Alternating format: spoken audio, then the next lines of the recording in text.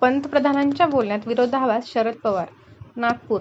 पंतप्रधान नरेंद्र मोदी एक देश एक निवडणूक असावी अशी भूमिका मांडत असतानाच जम्मू काश्मीर आणि हरियाणा विधानसभा निवडणूक जाहीर केली जाते आणि महाराष्ट्र विधानसभा निवडणूक नंतर होईल असे सांगितले जाते.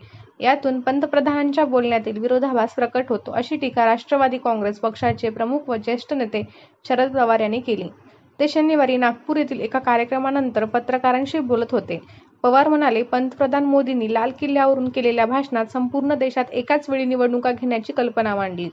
त्यांच्या दुसऱ्याच्या दिवशी जम्मू काश्मीर आणि हरियाणाच्या निवडणुका जाहीर झाल्या, पण झारखंड आणि महाराष्ट्राच्या निवडणुका जाहीर झाल्या नाहीत. याबद्दल अधिक स्पष्टीकरण अपेक्षित आहे.